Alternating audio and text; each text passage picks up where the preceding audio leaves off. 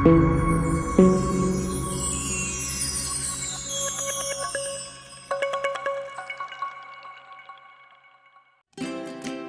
yang kita ketahui, beberapa makhluk hidup tinggal di habitat yang sama. Hal ini sangat mempengaruhi interaksi makhluk hidup di dalamnya. Makhluk hidup yang hidup bersama biasanya saling berinteraksi dan membentuk hubungan timbal balik yang saling mempengaruhi. Adapun bentuk interaksi organisme adalah predasi, kompetisi, dan simbiosis.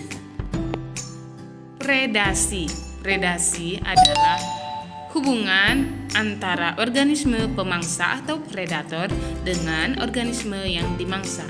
Predasi hanya menguntungkan pihak predator sehingga merugikan pihak yang dimangsa. Namun tanpa mangsa, predator tidak mampu bertahan hidup. Contoh predasi adalah harimau dengan rusa. Harimau disebut dengan predator, sementara rusa disebut hewan yang dimangsa. Contoh lain adalah buaya. Buaya yang memangsa sejenis mamalia herbivora yakni wildebeest. Kompetisi adalah hubungan antara organisme yang saling bersaing untuk mendapatkan sesuatu yang diperlukan. Misalnya, burung berebut makanan di pantai. Kedua, ikan berebut makanan di laut.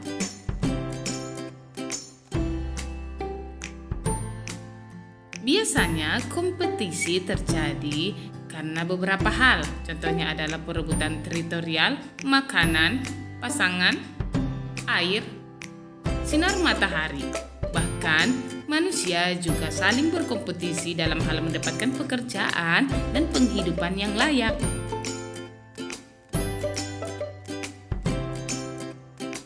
Simbiosis mutualisme. Simbiosis mutualisme adalah hubungan dua jenis individu yang saling memberikan keuntungan satu sama lain. Contohnya adalah kupu-kupu dan bunga.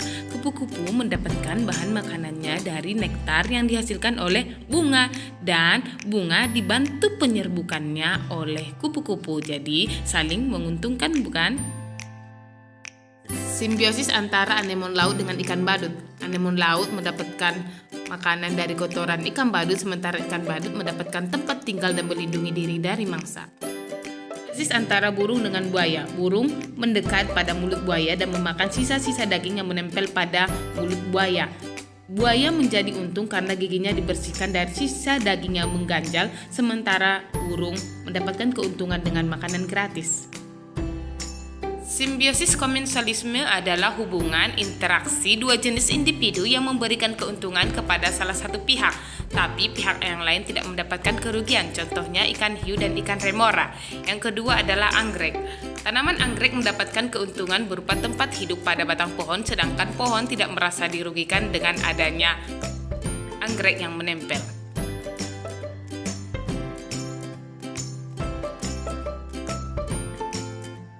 Simbiosis parasitisme artinya interaksi antara dua organisme atau individu yang memberikan keuntungan hanya kepada salah satu pihak dan pihak lain dirugikan.